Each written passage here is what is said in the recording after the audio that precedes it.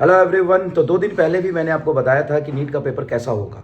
मैं आपको clear cut समझा देता हूं कि कोविड का समय गया, कोविड का इफेक्ट था कि बच्चे ने स्कूल नहीं गए, स्कूल कॉलेज बंद था, कंपटीशन एग्जाम का प्रेशर बढ़ रहा था, इसलिए प्रेशर कम करना चाहती थी गवर्नमेंट, तो पेपर इजी कर दिया, सिलेबस बहुत सारे हटा दिए, बहुत सारा मॉडिफिकेशन कर दिया। लेकिन इस सब चीज़ों से प्रेशर बढ़ गया ना, कटअप बढ़ गया ना, क्योंकि पढ़ने वाला बच्चा तो पढ़ेगा, पॉपुलेशन इतना ज़्यादा है और नंबर ऑफ कॉलेजेस नहीं बढ़ रहे हैं।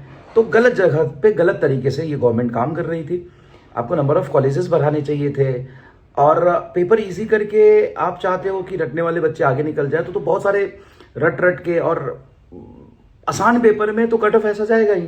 तो फिर से आप वापस आ जाइए, पेपर वैसा ही होगा जैसा होना चाहिए था, जैसा 16, 17, 18 में होता था। तो पेपर टफ होगा क्या? टफ का मतलब टफ नहीं होता है। फिर भी मैंने आपको बताया था कि पेपर इजी आता है तो 35 सवाल इजी, 15 भी इजी। मॉडरेट आता है तो 35 इजी, 15 मॉडरेट।